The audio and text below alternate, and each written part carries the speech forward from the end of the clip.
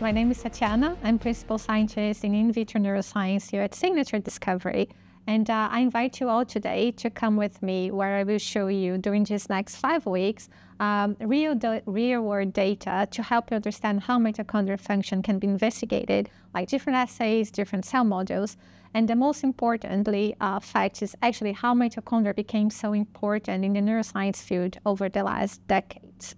In this first video, I will discuss how mitochondrial function became so fundamental part of the neuroscience expertise and why pharmas and biotechs are actively pursuing mitochondrial approaches to actually improve mitochondrial health and function in order to prevent diseases. In the case of neuroscience, of course, prevent neurodegeneration and diseases such as Alzheimer's, Parkinson, ALS, and Huntington disease. Mitochondrial function is really a pivotal organelle, meaning it's very vital to all the process in the cells. And the reason for that is that mitochondria produce energy through a molecule called ATP.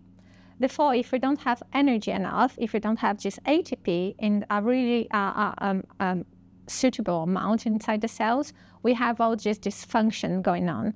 To the brain, this is really important, considering that 95% of brain's energy actually are produced by mitochondria.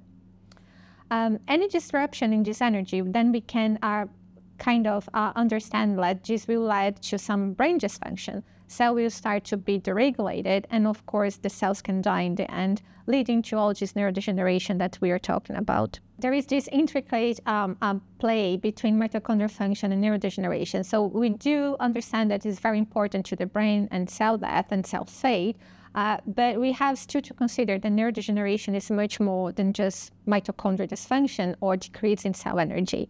So actually we have to think about neurodegeneration as a plethora of effects. So we have aging, we have environmental factors, and of course we have the genetics. But still, regardless the cause of the disease, energy is still the main factor that will lead these cells to survive or to die. But exactly how we can measure mitochondrial function, right? So how we can approach how well and how healthy these mitochondria are. And I guess that one important question as well is how we can ensure that this mitochondrial function will be transduced in a brain function and vice versa. So when we think about measuring mitochondrial function, usually there is this misconception that, okay, so just let's measure energy or this ATP molecule and we will be fine. Actually, it's not quite that.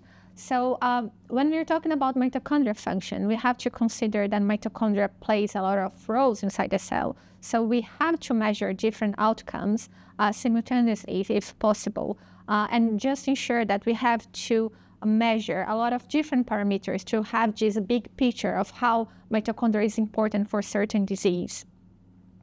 Of course, that still measuring energy is important, but ATP is not the only key metabolites or energetic compounds in the brain. So we have ATP, we have ADP, we have NAD, pyruvate, and lactate, and all these molecules can be measured. But more importantly, depending on the disease and the brain area or brain function that you are looking to study, other parameters can be measured as well, such as oxidative stress that is linked to a lot of different diseases, mitochondria, membrane protection, and calcium homeostasis. So this approach of trying to have a bigger picture actually will dictate how you will try to cure disease afterwards, because having or not the amount and adequate level of energy not necessarily will be transduced in a therapy afterwards.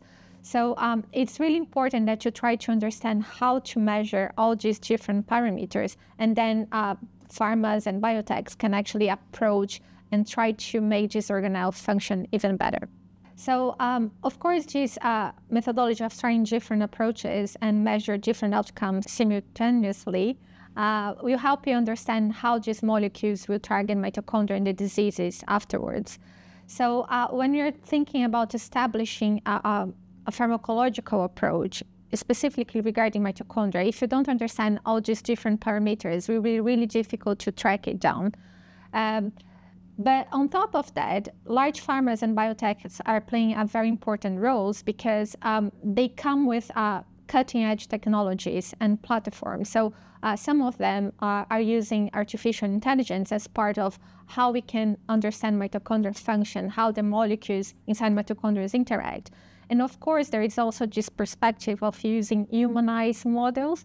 And about humanizing, I mean iPSCs-derived cells. So if you have a patient cells that you can differentiate into neurons or astrocytes or microglia, this will give even a better approach to understand how mitochondria function actually in the brains of a patient, and this give much more data in the end. So join me in the upcoming weeks, and I will guide you and I will dive into how we can measure mitochondrial function. We will explore how are the benefits of measuring mitochondrial function and use specific parameters and specific tests. And I will share with you exclusive internal data as well. If you have any questions, please get in touch either through our website or even in the comments below. Visit our signature website for more information about mitochondria and now the platforms that we have available.